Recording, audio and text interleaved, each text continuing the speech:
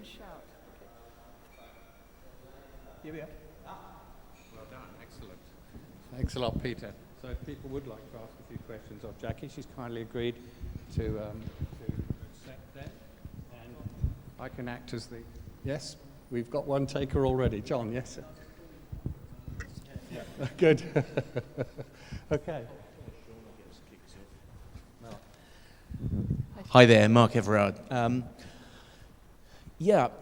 mean, I've been working with Ecosystem Approach for about 26 years now, including in East Africa where I started doing it. I keep coming up against World Trade Organization. Yep. Profits foregone is feudalism. And how are we going to tackle that one? Because it is a real obstacle. Well, here I'm going to kind of stray out of the environment field because the evidence for income inequality having systemic outcomes which are bad for society is becoming much, much clearer. You only have to look at, for example, indicators such as prison populations, teenage pregnancy, health. There's a whole raft of what I would call the manifestation of income inequality to really understand that when we think about the way in which the world investment, $614 trillion, sits, it sits in the hands of approximately 1,062 people. That's all it is, 1,062 people. And I think that fundamentally is what the post-2015 Sustainable Development Goals in all its kind of fluffiness really will have to address. And I see countries beginning to come to terms with the fact that those that have the highest income inequality will in the end undermine their ability to sustain themselves. And we have to keep on banging the drum on that one, because it comes back then to who has access to resources, where do the property rights exist, who in a sense has the stewardship, and so on. So asking the questions through income inequality, uncomfortable as it is, gets us back, I think, to where we need to be. And we know who the 1,062 people are, by the way, so we can distribute that list anytime.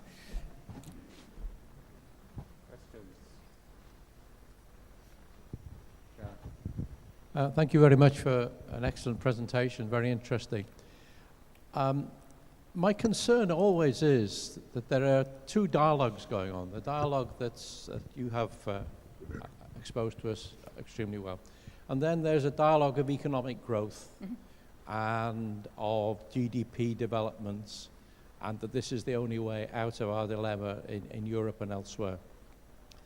And are you succeeding in getting a dialogue with the economists? And particularly with the free marketeers and the people who believe in a particular, what you might call Anglo-American view of the world economy, Washington consensus, because it appears to me that that is at odds with much of what you're saying. And it worries me that there are these two dialogues going on, one of which I agree with, which is yours, another one which is actually the power in the land. And you talked about Mercury, and it takes 40 years. We all know that climate change deniers are being funded very extensively by the oil lobby and by the gas lobby and the Koch brothers and these people. And that is the dialogue which is actually having the global impact at the moment to a great extent, whereas I wish it were yours. Well, I would just disagree with you on that last point, because sitting immersed as I am now with trying to articulate how we're going to move forward out of this economic impasse, you can see the cracks beginning. Now, there are some very smart people in what I would call the kind of normal economic behavior of the market, the prices operating well to support us. And those cracks have arisen because in the face of an onslaught of de-investment, the way in which the finance markets have been operating, what we've seen is that prices have not reflected, in a sense, the reality. So a lot of free marketeers have been bailing out, and then they're looking for where should we invest? And this is why I come back to investment. So there's a strong group now, I would say the mid-range economists, those who are both macroeconomists and microeconomists, who are calling something called regenerative economics. And it's interesting because it's not really an amalgam.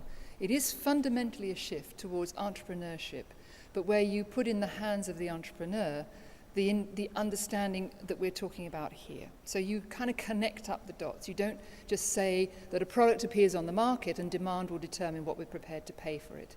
Now you put a long tail on it. And the long tail is what essentially starts to catch people out. If you haven't thought about the long tail in your price mechanism, then you will be undone. And, you know, there are some Nobel Prizes out there on this and so on, but that's not the point. The point is that some mainstream economists in the World Bank, and actually also in the WTO, have started now to speak openly about the mistakes, the fundamental errors, and the shift towards how do we incorporate ecosystem services, I would say more broadly, the underpinning services for economy. So the beyond GDP discussion, which we started years ago, and which some of you in the room have worked on, floundered because we could not find an indicator that would suit purpose, that would come on the table and sit as the equivalent to GDP. But in the debate and in the discussions in New York and in the capitals and even in the boardrooms, what we see is this increasing dependence on understanding well-being and prosperity, understanding that people will only buy things if they feel good about things, if they will only be able to afford things if they're in some kind of sustainable economy. So, long argument. I do see the ship turning. And I see it turning with people who are fed up with the Koch brothers, fed up with the 1,062 entrepreneurs, and even some big investment companies really beginning to come around. And the World Bank itself has actually taken a group of them to task to really look at how investment will change the shape of the debate that we're having. So there's a project called WAVES, which is this merging of the accounting structures and investment to really try to shift the balance between them. So they're in Africa, they're looking at countries that we would never consider fit to be able to generate a set of accounts, and trying to understand how those rich resource countries can emerge onto the table as true trading partners without falling into the colonialist activities of the past. So I see actually that there is a shift. About time, but anyway. Lovely. Thanks very much indeed. My name is Bill Watts, and I was reflecting on the sort of comments about this sort of tension between environment and economics. I mean, I actually was trained by David Pearce, who was one of the early workers in the environmental economics field. And it always pains me because, truthfully, the people who are, in a sense, making that distinction, certainly who actually claim to be free marketeers and who are ignoring the environment, are actually making a very, very big mistake. And in the truth, of course, it's actually a degree of self-interest often, which is being expressed here. Because I think one of the points which comes across really from environmental economics is that market failure and environmental failure are linked. And the reason for that is, of course, because many markets do not internalize benefits which come from ecosystems, or indeed the costs which come from human activities in respect to those. So I think one of the issues here is actually the internalization, the creation of markets perhaps where they haven't existed before, and actually just trying to make better use of market mechanisms, which, as we know, are very effective in terms of allocation, in providing a better environment.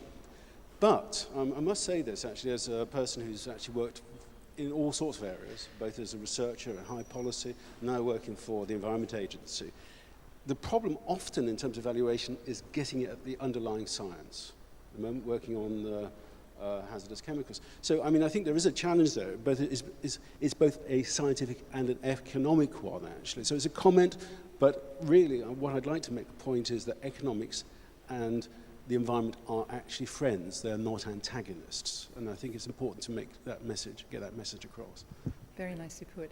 I might add just one extra kind of kick up the backside for academics then and researchers. We did an analysis of air quality and the cost of pollution to human health.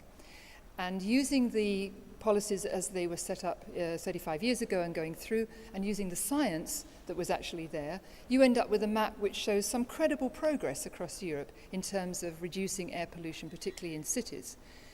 Then you do the experiment by adding today's science into that policy and seeing what the map of Europe looks like. It looks grim. And so there's a real need for people to bring that science on and to get it into policy. And of course, for policymakers to realize that we have to review policy, we have to look at implementation, but we also have to go back to the science upon which the policies were built and keep that up to date, because otherwise we're deluding ourselves. So there's a real need to keep that engine of both research and policy tightly coupled to really bring the most up-to-date information to bear. Hello, my name's John Healy. I'm the Professor of Forest Sciences here in Bangor. You didn't mention food a great deal in your talk.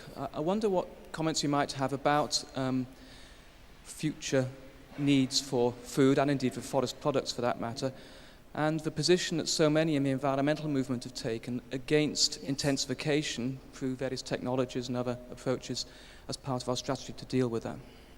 Yeah, I purposely avoided agriculture, but I'd love to answer that question because I want to talk about soils as well, because soils are really, really important. And I think genuinely what the US study shows, it's by John Day, by the way, so those of you, I've got the reference here with me. What you see in a country like the US is that where soil fertility, for example, has really, really been sort of deteriorating over the years, you fundamentally see the agricultural systems, of course, in a highly sort of precipitous state.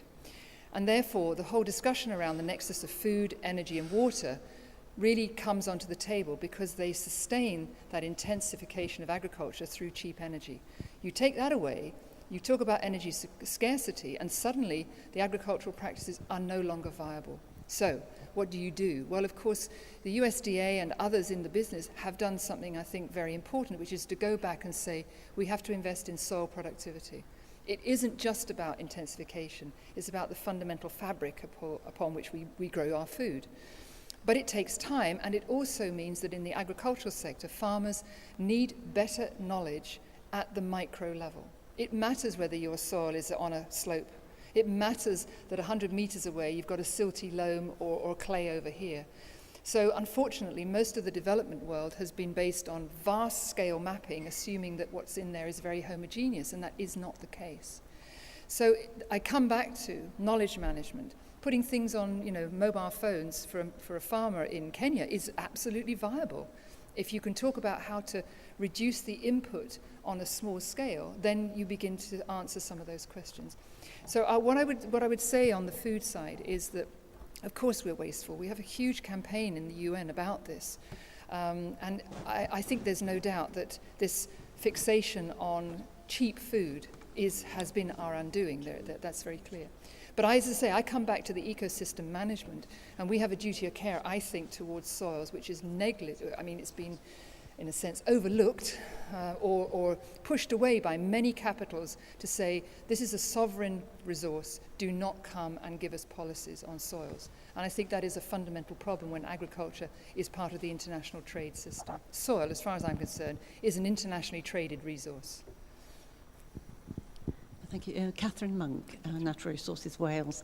One of your important points, amongst many, was that planning was one of our major survival approaches. Yes.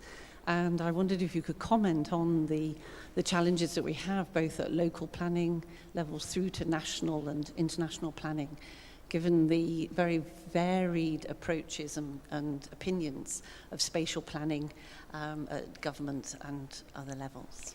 Well, I like the way you say planning is our survival kit. It really is. And I'm happy to say that in the last 5-10 years, we've seen a transformation in the tools that are available for planners. So, if they don't have a GIS, what have they been doing for the last 5-10 years? But notwithstanding that, having the tools doesn't mean to say you have the insight, you have the understanding of how to put economics alongside ecosystems and, in a sense, social pressures. And this is where I come back to my statement about it's all about inequality. It is really, really clear that you can zone in such a way as to create more inequality, and you can zone and put activities in a way to create mixed communities. And there's been a study done by a group of very young people called Sustainia of cities around the world. I think they're at 100 cities now. And they've been compiling what it is that young people who expect to live in cities for their life, what do they expect to see in a city? And almost comprehensively, regardless of whether it's from Northern Europe or from Latin America, what young people say, we won't be able to afford a car, we won't be able to afford our own house, so what we actually want is social infrastructure. We want to be able to live safely and to have contact and connection with not just services, but with our communities.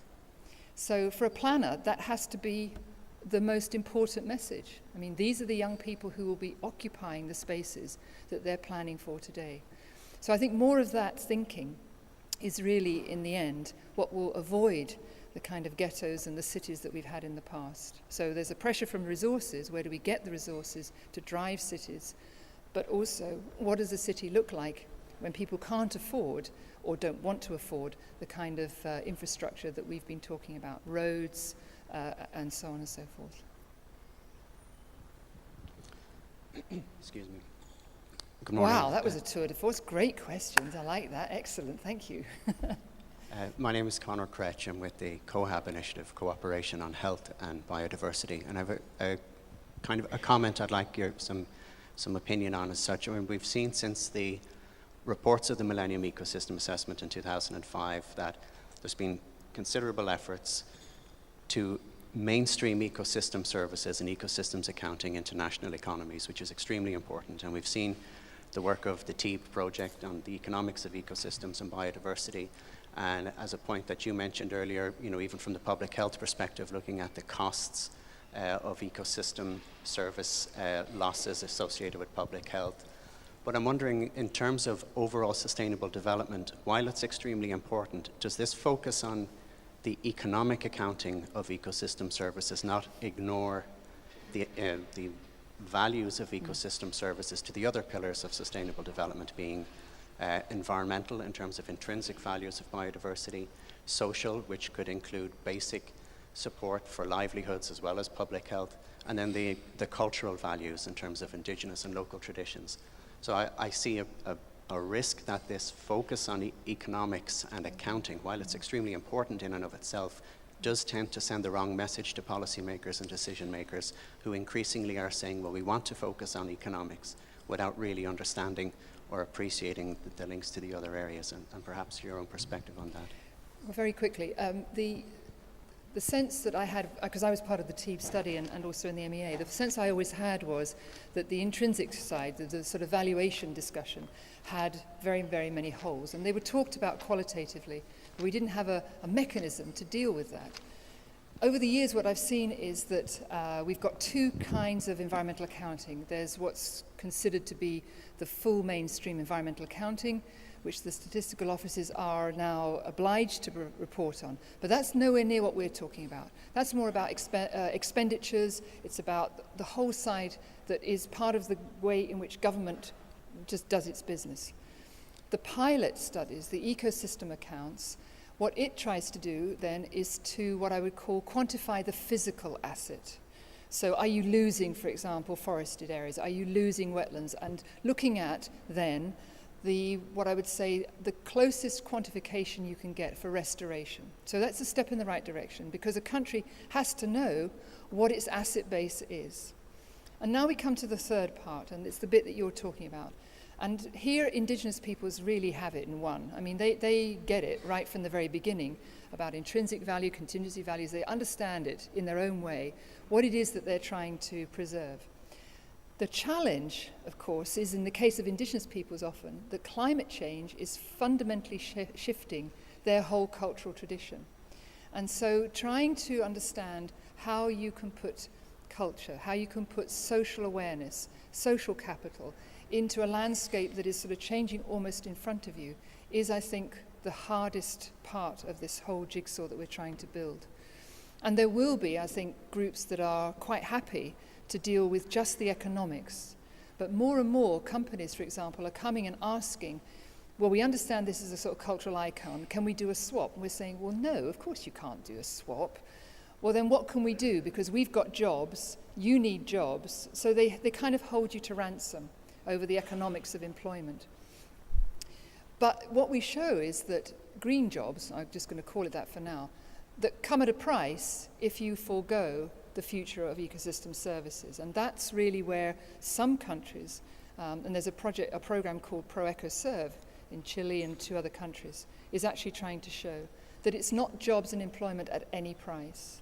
So gradually, I think there are some cases which we can use to demonstrate the point that you've made so eloquently. But we're a long way from making it a systemic part of government business. Yes, thank you. Just wrap that one because of time. But could we just thank Jaqui again on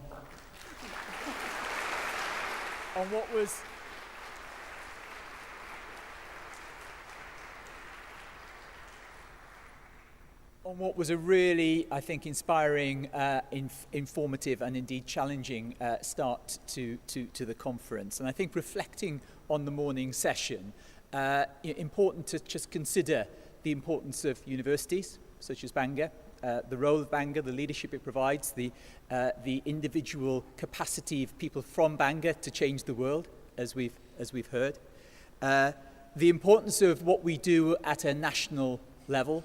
And certainly I've taken out a lot in respect of the work that we're doing in Wales in terms of thinking through some of those issues in the context of the presentation from Jaqui.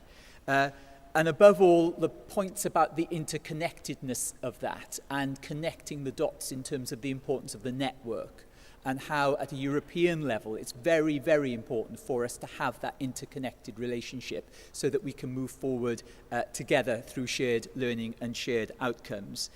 I think the key thing from me from Jackie's presentation was, and I know this has been your passion over the 10 years where you headed up the European body, was this point about knowledge and information. And the ability, if we can provide that knowledge and information to the entrepreneurs and the people who are making their living on farms, in businesses, creating enterprises, if we can combine that knowledge and information with that entrepreneurial capacity, then there is the capacity, I think, to make that change. You said you were going to end positively, and I think you did end very positively in the sense that you did say we see that ship turning. And I think our job today is to see whether we can just increase the pace of that turn a little bit through the capacity that we have in this room and the knowledge that we have in this room. So that's the task that you have and we have for the rest of the day, is to just increase the pace of that turn through the shared capacity that we have in this room. Now, just before I pass on to Sean, I also just want to remind you about the fact that you are going to be approached about the size of Wales, so make sure that you do take some action specifically on that particular point today through the conference. But let me now just pass you back to Sean, who's going to just take you through the logistics for the remainder of the morning session. Sean. Yes, and my apologies to those whose eyes I caught for questions. It was an unexpected bonus to get that session.